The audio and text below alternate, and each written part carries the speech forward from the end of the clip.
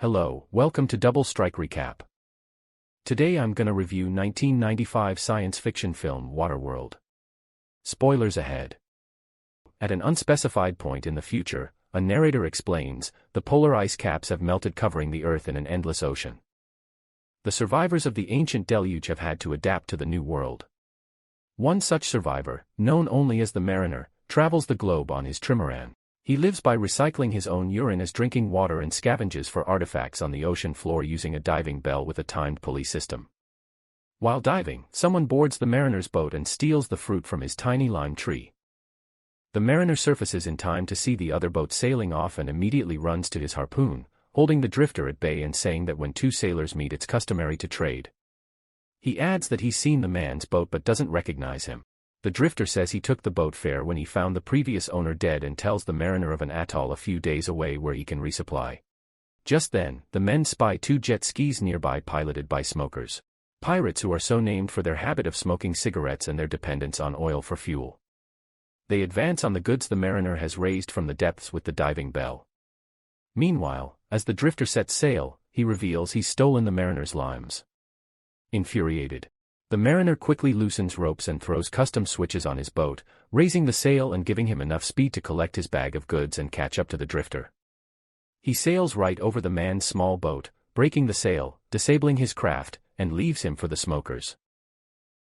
After several days the Mariner arrives at the atoll the drifter spoke of. At first he's refused admittance, but the atoll's guards allow him in when he shows them he has a jar full of dirt, the world's most precious substance. Inside the gates, he finds that the people live in poverty and are near starvation. A small group is conducting a funeral where the deceased is recycled and dropped into a pool of viscous waste. The Mariner docks his boat and is met by the atoll's enforcer who gives him a 2-hour limit to conduct business. The atoll's banker offers him a large amount of currency known as chits for the quality dirt he was carrying, but the Mariner demands twice that amount and is given it. At the atoll's bar store, a shady man named Nord is asking a man desperate for a drink of fresh water about a girl with a tattoo. Supposedly, the tattoo has markings that give the location of dry land. Nord then spots the girl, Enola, who is in the care of the bar's owner, Helen. Helen quickly hides Enola, but not before Nord catches a glance of the tattoo on the child's back. The Mariner finds the shop and spends his money on hydro, a tomato plant, and all the shelves in the bar. Nord approaches the Mariner, asking him about his newfound wealth, but the Mariner remains unfriendly. He marches back to his boat and begins to load his purchases on it. A small group of people, led by two elders, approach asking if he'll impregnate a young woman. They explain that inbreeding among the colony has resulted in undesirable offspring. When the Mariner refuses, the elders surmise he must be hiding something and theorize he's a smoker spy. They quickly detain him and, in the scuffle, one of them discovers gills behind the Mariner's ears. Horrified by the mutation, the crowd attacks the Mariner but he manages to kill one of them in the lagoon before he's caught in a net. Before he can be beaten further, the enforcer steps in and defends the Mariner, claiming he was acting in self-defense. However, since he will need to pay for his crimes, he will be imprisoned until further notice. Later that night, while in a cage hanging over the docks, the Mariner spots Nord slipping out of the atoll while a group of youths steal various items from his trimaran. Meanwhile, Helen is with her friend Gregor, an eccentric inventor, and says that people are talking too much about Enola and that they should leave for the girl's safety. Gregor is frustrated over his own inability to read the map to dry land on Enola's back. Enola is blissfully drawing pictures, some of which are of things that even she doesn't recognize. She innocently mentions that the Mariner may know where dry land is. Gregor goes out to the Mariner and excitedly inspects his webbed feet and gills. He asks if the Mariner knows where dry land is. The Mariner asks him to pick the lock and release him, but their conversation is cut short by the enforcer and Gregor leaves. The following morning, the council congregates around the Mariner and decides he is to be recycled in the customary fashion, consequently drowning him. At that moment, a lookout spots an armada of smokers descending on the atoll. The group, led by the deacon, launches a full-scale attack. In the chaos, Gregor accidentally activates his hot air balloon and is unable to slow the mechanism to allow Helen and Enola aboard. Gregor escapes but Helen and Enola spot the Mariner, whose cage was knocked into the sludgy pit during the battle. Before he drowns, Helen and Enola free him on the condition that he'll take them with him. Working together, they manage to free the mariner's trimaran and open the gates to the atoll. The deacon spots them and orders his gunner to stop the trimaran, but the mariner launches his harpoon and drags the gunner's boat so that it fires on the deacon's pontoon, causing the fuel it's loaded with to explode. The mariner, Enola, and Helen escape. Within the wrecked atoll, Nord, who had been the smoker's spy, leads the deacon to a couple of survivors to interrogate. Having survived the explosion but losing an eye in the process, the deacon learns that his quarry, the girl with the tattoo, escaped with the mariner who is a mutant. He alerts his crew of their new mission to find her. Aboard the trimaran, Helen asks the mariner if he knows the way to dry land. He hints that he does, but he tells Helen that they'll only make it if they throw Enola overboard. As a child, she's useless and will eat all their food. Helen is adamant about keeping Enola and home base. The deacon fashions himself an eye pat. When an attempt by the ship's doctor to give him a false eye fails. He inspects the ship's oil supply maintained by a meter reader, passing out cigarettes to his citizens on the way, and discovers that his ship is rapidly losing oil. The deacon maintains that their main focus is to find the tattooed girl and sends out a plane to search for her. Soon enough, the pilot and his gunner spot the trimaran. In a measure to keep their location secret, the mariner prepares a weapon to fire at the plane below deck. However, Helen isn't clued into his strategy and impatiently fires the harpoon at the plane, killing the gunner and tethering the plane to the trimaran. With the rope winding itself around the cable rigging on the mainmast, the mariner is forced to climb his sail to cut the rope, but the pilot manages to shoot the plane free. The whiplash sends the mariner plunging into the water. Infuriated, he pins Helen down and viciously cuts her hair, telling her not to touch anything on his boat without permission. When Enola protests, he cuts her hair too and confiscates the crayons she's taken from him to draw all over the boat. Having returned to the tanker, the pilot tells the deacon the direction the mariner was last seen heading. The deacon predicts that, since the mariner knows he's been found, he would expect the smokers to think he's changed course. However, knowing the mariner is likely no fool, the deacon says that his course will remain unchanged, and that's where they will spring their trap.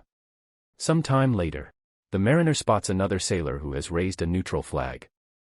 Helen convinces the mariner to make contact, saying the man might have some food.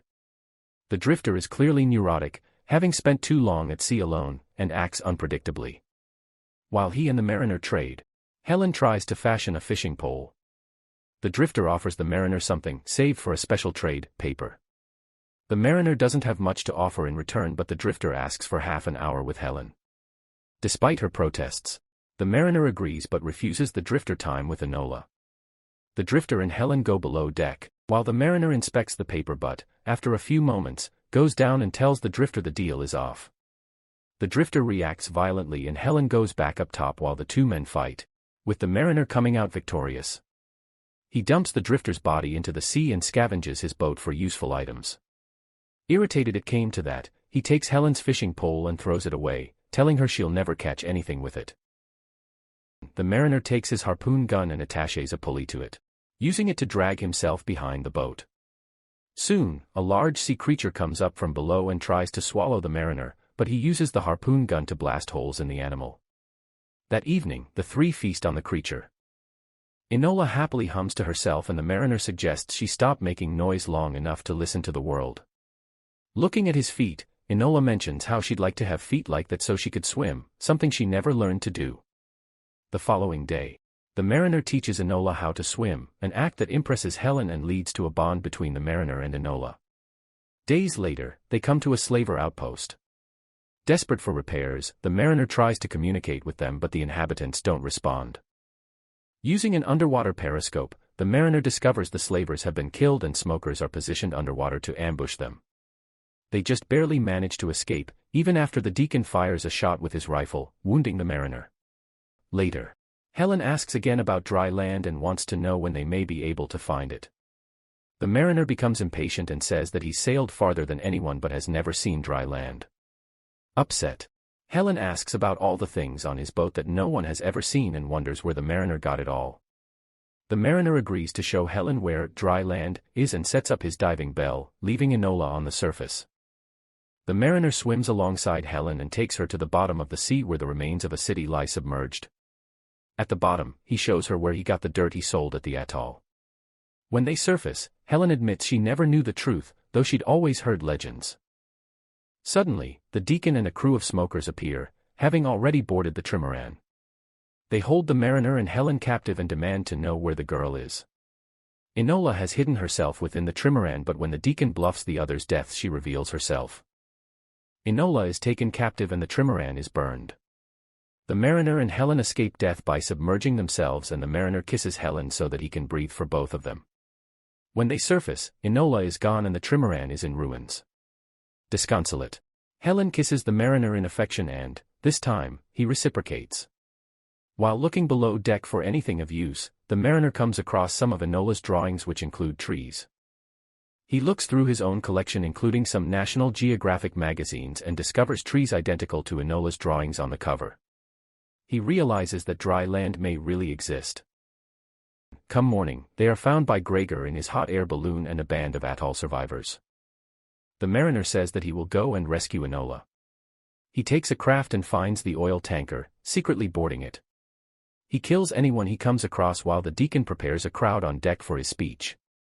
He presents to them Enola, saying that with her, dry land will not only be their destination, it is their destiny.